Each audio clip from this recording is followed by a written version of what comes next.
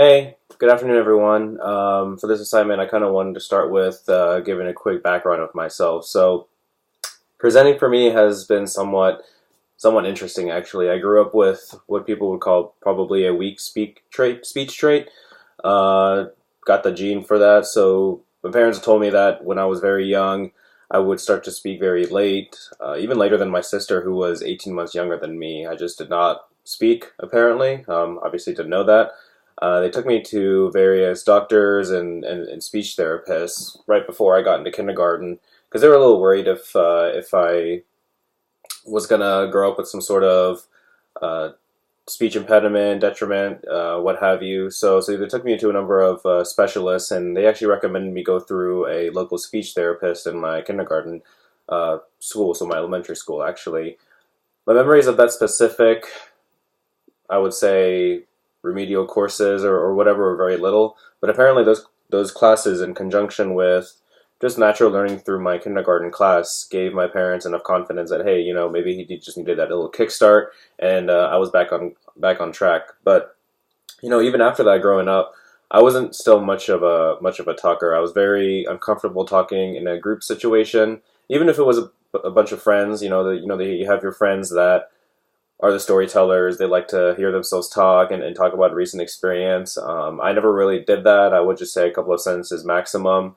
Never really knew why, but that's just something I've grown up with. Sometimes I think even with the speech classes that I took in kindergarten, being pulled out of that and just going through the national course of public education, I got by. But sometimes I think I never really fully got back on track. When it came to presenting to an audience for a class, for a presentation, my mind I would remember would blank a lot, and whatever I would come up with in my note cards and in whatever way I would prepare and whatever way the words would be said in my head would never really come out, and that's just something that I've gone through, and I'll go in more detail in some of the experiences actually as I answer some of these questions. So any speakers that are famous out there that I kind of gravitate towards, and I do pick one, and unfortunately it was the one that I think Professor McCann as well picked as well for a video to watch, and that's actually one of Steve Jobs' videos. He's someone that I've definitely enjoyed watching throughout the years. Listening to his presentations, he just had the ability to draw and quickly captivate an audience with new technology. And he did it in a way with not just the spoken ability, but something that I also liked a lot was his slide design. Because I believe slide design is half the presentation when you want to pitch a product, tell an audience, hey, buy my product. This is something that you'll never ever see, that you've never seen before, and you'll never see again. So something where you have a presentation which uses the least amount of words as possible, and you're using these beautiful renderings of pictures and charts and diagrams, and also in conjunction with obviously Steve's ability to just naturally present very well and have someone be convinced with what your argument is. That's something that I've been very drawn to and captivated with, and that's someone that I've been trying to emulate for a while. And it's good that he exists in an engineering company because being an engineer now, I work at Northrop Grumman. I've worked at Harris Corporation before that. You kind of see the latter. You see a lot of technical presentations where I do agree you need to have a lot of words there and a lot of technical information to explain what your product or drawing is and what the intent of what you're trying to do is. But I've actually sat in a number of presentations where it was immediately clear that the presenter did not tailor the presentation to the audience. They would assume that the audience would know something, and even the opposite. They would assume that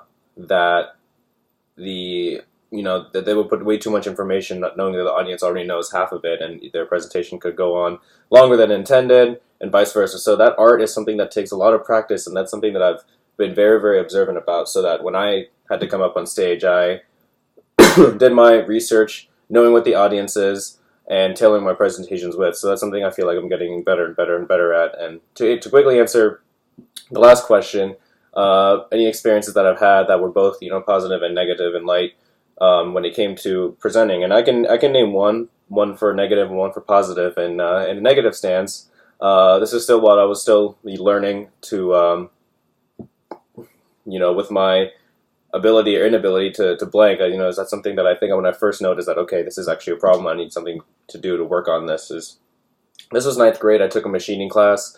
It was a class where we learned how to do AutoCAD design, how to do 3D CAD models, and also we had a machine shop as part of the class as well that we could go off and learn and actually create prototypes or what have you with the designs you had created on your computer. And I remember there was one project where the teacher let us create something, whatever you wanted. It had to be about this big, and we had to talk about for 5 minutes, presenting what you had made, kind of the background, why you made it, and etc. I created a replica of the Golden Gate Bridge, and I'll tell you, it was an amazing, amazing prototype. I put a lot of work into that. A lot of students actually, one of my classmates actually, they looked at it and said, "Oh my God, that's probably the best prototype I've seen in the class." And I knew, okay, just by that, I was going to get an A. Obviously, there's still a presentation that had to go with it. That's part of the grade. And I had just botched that presentation. I prepared note cards that I had in my pocket of what I was going to present. And I remember halfway through the presentation, I just blanked. I just completely blanked as to what I was going to say. And I remember taking my note cards out of my pocket and just flipping through it for a solid minute. And it was just bad. I remember skipping the question or skipping that part of the presentation entirely and just quickly going to the end that I did remember that I had to say. And the grade I got was a B. So that's one lesson learned from that is don't just write down what you have to say. That's obviously important, but that's not enough. That's not enough to adequately prepare you. You also need to be able to actually say the words out loud, in front of something like this, in front of a mirror, whatever, because what you say, how you deliver something is completely different than how you're going to write it down. The words are going to come out differently, and iterations of that, repetitions of that will actively improve your whatever you've written down into something that's orally very, very good. So tailored, towards a positive one. So the lesson learned is actually what I had taken to this positive experience. And in my old company, Harris Corporation, we have this, what would you call it, an ERG or a club called a employee resource group. So it's basically a club where people of like-minded interests or whatever can get together and hang out. It could be socially, it could be beneficial to the company as well in terms of doing services for the company. And one of them was called the entrepreneurial ERG. So it's not entrepreneurial, it's entrepreneurial thinking, but how to make the company think outside the box, how to expand the company's portfolio. So with this ERG, we had an opportunity, a really cool opportunity actually. We were approached by a local environmental group, and they were asking how Harris could use this technology to predict when the oxygen content of our local river, the Indian River Lagoon actually, would deplete and therefore kill off some of the wildlife inside the water. If there's a way that Harris could predict that early so adequate measures can be taken.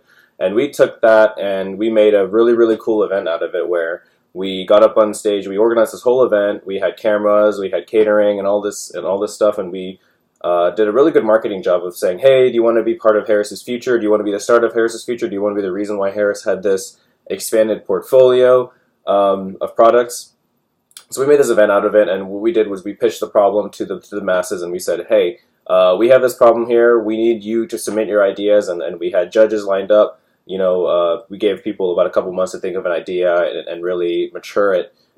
And then they would come back and they would present their idea, and the judges would pick their favorite, and whoever came up with the idea that judges liked the most got a prize. But back to the original event where we kicked things off, I was one of the MCs for that. I had the microphone and all that stuff, and I had a partner with me, and that's something that I'm very proud of. I spoke to about 300 people, and that's something that I had taken as a lessons learned from the ninth grade bad experience, as I really, really had to, in order to be A, comfortable talking to that many people, and B, saying something without notes, without any hesitation. I had to orally prepare that about 5-6 times. And actually, the best time was the last one, the one when I actually presented. That was a lot of nitpicky things that I had taken from the first 6 attempts got rolled into the 7th attempt, and that was the best one, and people loved the presentation. It was videotaped and all that stuff, so that's something I can watch and be proud of. So There's a little bit of a background of me and who I like and what I've learned and some of my experiences. I'm excited to learn a lot from this class,